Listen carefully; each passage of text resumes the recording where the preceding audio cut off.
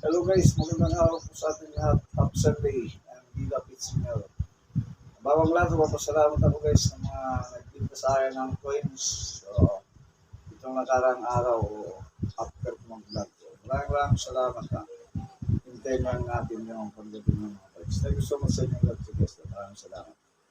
So ngayon, may tatalakayin nyo tayo panibagong video guys. Tungkol sa piso, mahal na pala. Sa ngayon ko lang nalaman.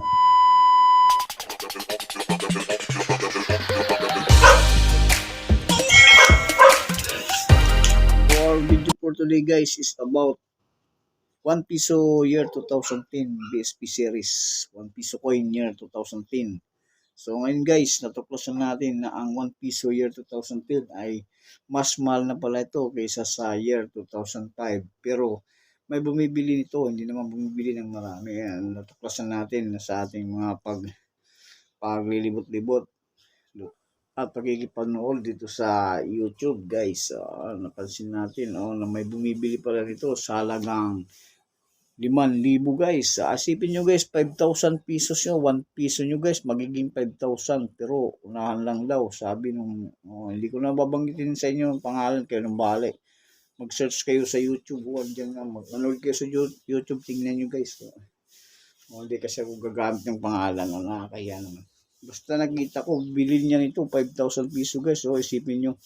Pero nga lang, ito guys ay hard to find ito guys. So, pero ito, kung bibili niya, hindi ko ito pagbibili guys. Hard to find ito guys, bibihira meron nito guys. So, siguro, iwan ko kung ipa ko nakakita ng iba, meron nito guys. So, yan. Reverse 3 guys, yan. Mahal ang bilhin niya nito guys kasi napaka-rare nito guys. Ito yung talagang napaka-rare. Mas marami pa siguro yata kita ko na 1 piso coin year 2005. Actually may isa pa ito guys. Ito yung medyo madami ako nakita na nito. Year 2010. Yes, year 2010. Day 3. Then reverse frost yan guys. Frost ang likod niyan guys. So, reverse 3 yan guys. Pero frost, tingnan lang. Tingnan natin yung ilaw dito. Yan. Kita nyo guys. Medyo may shadow yung natin camera. Yan. Reverse day 3. Reverse frost year 2010 guys ha. Meron na ako nakita nito sa ibang mga sa ibang mga kaibigan natin. Pero ang binibili niya ay kagaya nito guys. So medyo mint frost pa nga yung harap. Pero ang pinakamahalaga ay itong likod guys. Reverse 3. So hindi yan frost guys. Reverse 3. 1 piso coin year 2010.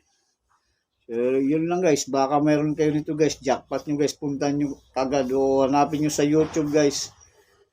Yung bumibili nito guys. So, 5,000 ay isipin nyo. Isang 1 piso magiging 5,000. Napaka-jackpot nyo naman ito guys. Pero ako hindi ako bumibili nito guys. Pinakikita ko lang to sa inyo. For additional information guys. So, para naman sa mga kapatid natin mga coin hunter o coin seller. Para naman makabenta sila ng magandang price.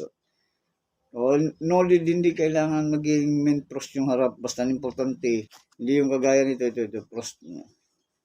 Medyo may nakita na ko ito sa ibang tao. Ito yung pinaka-importante guys ha. Ito yung pinaka-importante. Yan, 1 piso ko niya 2010. So yun lang guys, maraming salamat ulit sa inyong lahat yan guys ha. Buksan na natin yung okay na lang natin. Kasi para may araw naman, mahirap naman yung tayo mga arawan. Para masilti tayo, kailangan magpa-araw ng konti. So hanggang dito lang guys, maraming salamat ulit sa mga nagbinta sa akin ng mga coins sa nakaraang araw. Maraming salamat ulit sa mga bagong subscriber natin, mga bagong nanonood. Maraming salamat sa inyong lahat yan guys. So keep on hunting guys. So send lang kayo ng update. Doon naman sa mga hindi ko na reply means to say, hindi ko nabibilhin yung coins nila kasi para ma-comments lang kasi yung iba kailangan talaga yung video quality yung coins kagandahan. Kasi sayang naman bibili lang tayo tapos hindi naman natin magamit, di ba?